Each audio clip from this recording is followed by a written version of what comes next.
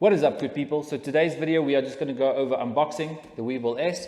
I have upgraded to this now, so I thought I'll do a little bit of an unboxing to show you what's the difference and what's in the box and what's my thoughts on, on the matter. So let's get right into it. I wanted to tell you why I changed, what's the reasons I changed, and then just show you some side by sides and stuff. This is an Osmo Action up here.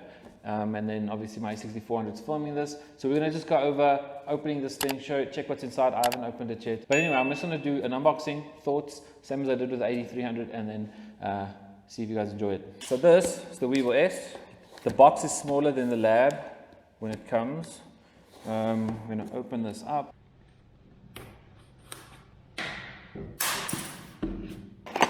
Also, it's the first time I'm shooting in S-Log 2 because I did it in the beginning when I started, but I didn't know how to use it. So after now being in video for a little bit, I think I'm going to try S-Log 2. So let me know if you like this color grade thing, or should I stick with Cine 4 like I've been using.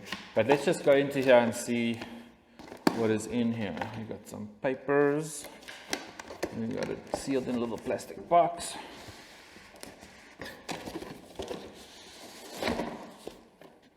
Okay, let me get the box out of the way.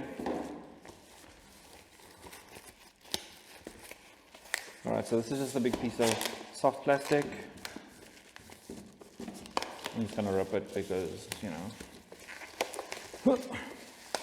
we have, that's in Chinese.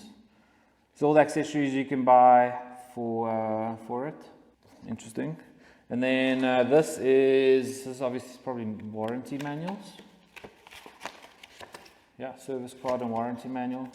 Okay, here's where we are starting. So first off, the Weebil Lab comes in a much nicer box, which has clips on it, and you can actually take it with a handle. Like, you don't need the box. This looks like this one. So the other one has locks on the side of the Weebil Lab. Okay, let me show you the difference in box. Let me just show you straight away what's different. This is the Weebil S box, and this is the Weebil Lab box. Okay, it's much bigger. And then obviously this is why. So the Weebil Lab comes in a much nicer box. This is the Weebil Lab box, and then this is the Weebil S. They're made of the same type of stuff. However, this one you've got a handle to carry it with. You've got these like switches on the top here that can lock it. So right off the bat, the Weebil Labs box was nicer because this one, I guess you could carry it. It feels like it's locked in place, but there's no handle. They obviously didn't think people would use it like this. If you wanted to know what's the difference, let me just get into this box and show you what's in here. All right, so this one just comes apart.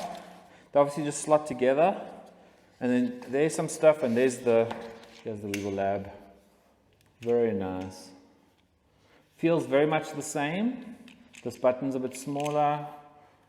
This looks exactly the same. The switches are different. The reason I wanted to change is actually just because of the lock mechanism. So I'll show you why. But the lock has been like changed. So it's a little bit of a different switch. And then the motors are a little bit stronger. Not that I have a heavy camera, but it's nice to have that increase in motor size. But the main thing was just these lock switches, and I'll show you why now. Let's try to put this together. I should probably charge this thing, but let's put this together. So we got the Weebil, we got the handle, we got the plate for it, and then I don't even know what that thing is. We got the charger, which looks very much the same, and then we have the two batteries over there. I'm not going to put the gimbal on right now, so I'm not going to open the batteries. Okay, here's all the cables. We've got a micro to USB-C, we've got a micro to micro, we have a micro to USB 1. Okay, so we've got a lot of cables here. We've got some extra screws in case we lose the ones we have. So the Weebil Lab looks like a lot more money went into packaging it. So this is the case that comes in the Weebil Lab. So you can see it's a nice like hard shell case with a zip, and this holds all the cables, right? But with the Weebil S, maybe the Creator Kit comes with it, but the Weebil S just comes in there's like a cardboard box. There's a lot of more attention to detail that went into making this one, even though it's the older one. We are gonna try to put this together quick. All right, let's see how this goes together.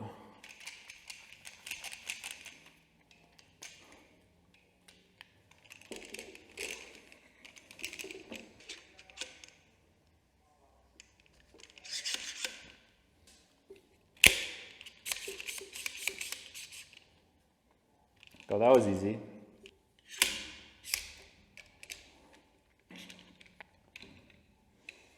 I'm going to take this off because I don't use big enough lenses to need this support bracket. Alright, so if you wanted to see size comparison, pretty much exactly the same.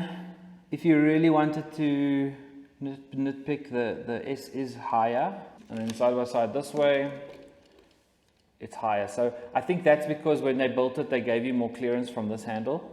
Yeah. So when this handle goes into here, you have a bit more clearance here by your fingers, where that one was quite close. So I think that's the difference. So the angle's a bit different. And then I think it sits a little bit different. So when you're moving, this doesn't block the screen as much. But I'm not too sure because I need to first go out and test this. Let me show you the switches. All right, so this is the reason I changed. You see these switches over here, these locking mechanisms, right? The problem was you'd be filming and then you just bump this a little bit. So I don't know if you can see there, but it bumps it a little and it's like, it's not unlocked. There's unlocked. It's not unlocked, but it would think the axis is locked. So it would go from like perfect, and because the axis locks, it turns itself off so that it doesn't break the motors. But now the axis lock camera falls, now you've messed up your whole take during the video. So purely from a ease of use standpoint, I wanted this one because these ones have a better locking mechanism. So you can see this thing, it's like an up and a down, and it's quite, oh, they do have a bit of play, but they're quite solid. You won't by accident bump them. But we'll see how it goes as I go through the use cases, you know.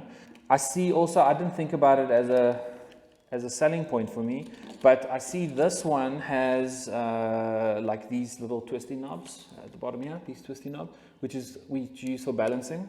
Whereas this one has like almost like a crank thing, like a tightening crank thing.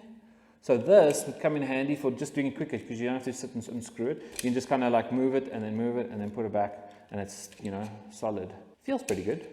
I don't know. We'll have to see today when we balance it for the first time. Feels the same. I'll check the weight now and I'll put it on screen. I think they're about the same. It feels the same. So this has been sold already. The guy already paid me, so I'm posting it to him tomorrow. This one I'm going to be having with me all the time, filming for YouTube. So if you have any questions about it, or if you want me to like explain something, please let me know in the comments and I'll try to do content on it. If you want to know where the batteries go, they go in the bottom of this handle. So there's the battery door there, so they go in this way, and then this goes on here, and that's it. My reasons for swapping, let's just go over that again, is the locking mechanism mainly, and then the stronger motors is going to be a good like added benefit for me. It's not a big deal for most people, and I didn't have an issue with my A7 III with a big lens on it, so I don't think it's a big deal. And then mainly it was the locking mechanism. We would have to redo takes for YouTube all the time because someone would be filming our intro or our outro or the model talking, and the camera would just freak out and die, and then we'd have to stop, turn it off, turn it back on, make sure it's fine, try it again. So just on the principle of doing retakes, this is what we wanted to get, but I'm quite excited to see because they've obviously worked out a few tweaks and then added those tweaks into here. I really like these mechanisms. Anyway, I hope you guys are enjoying the content. I am trying to do more. Do you enjoy the unboxings? Please let me know and I will try to do some extra ones. I'm trying to look for some camera shops who are keen to just let me get the product open and show you what's inside, and then I give it back to them. Because obviously I'm not going to buy, these things are things that I want, so it's things I use, but I don't want to have to buy things to unbox them for you. If you guys have any cool stuff or old school stuff or something you want me to try, please let me know. I'll send you a PO box and you guys can send it to me to try out. But other than that, I hope you guys are enjoying the content. Please check the links below. There's some software and a link to buying a Squarespace site, all stuff that you get discount through my code, and then by doing that you support the channel for no cost to yourself. You can even download the trial for Luminar, it's really cool, and then play with it. We're looking to do a video about that soon, and then you can buy me a coffee if you are so inclined. Anyway, I hope you guys enjoyed, and I'll see you on the next video. I think I blabbed a lot.